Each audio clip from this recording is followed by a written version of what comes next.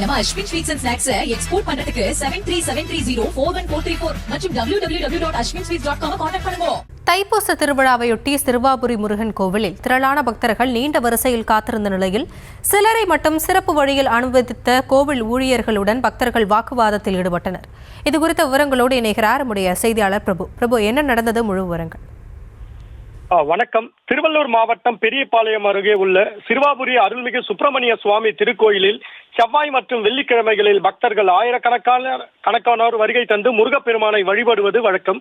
இந்த நிலையில் தைப்பூச விழாவான இன்று பல்லாயிரக்கணக்கான பக்தர்கள் ஒரே நேரத்தில் வருகை தந்ததால் சுமார் 5 மணி நேரம் வரை பக்தர்கள் நீண்ட வரிசையில் காத்திருந்து முருகப்பெருமானை தரிசித்தனர்.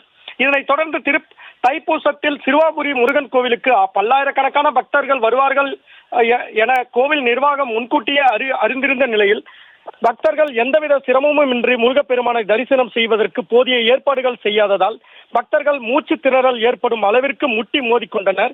மேலும் பக்தர்களுக்கு தேவையான அடிப்படை குடிநீர் உள்ளிட்ட வசதிகள் போதுமான அளவிற்கு ஏற்பாடு செய்யவில்லை எனவும் குற்றம் சாட்டும் பக்தர்கள்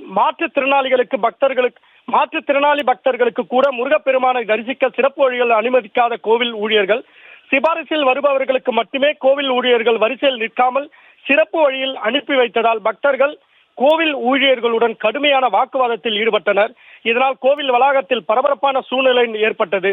எனவே மன நிம்மதியை தேடி பல்வேறு வேண்டுதல்களுடன் கோவிலுக்கு வரும் பக்தர்கள் அனைவரையும் சமமாக கருதி அனைத்து பக்தர்களும் முருகப்பெருமானை எந்தவித சிரமமும் இன்றி தரிசனம் செய்ய கோவில் நிர்வாகமும் மாவட்ட நிர்வாகமும் போதிய ஏற்பாடுகளை செய்ய வேண்டும் என்பதே பக்தர்களின் கோரிக்கையாக உள்ளது. விவரங்களுக்கு நன்றி பிரபு. நம்ம Ashwin sweets and snacks export பண்றதுக்கு 7373041434 மற்றும் www.ashwinsweets.com கான்டாக்ட் பண்ணுங்க.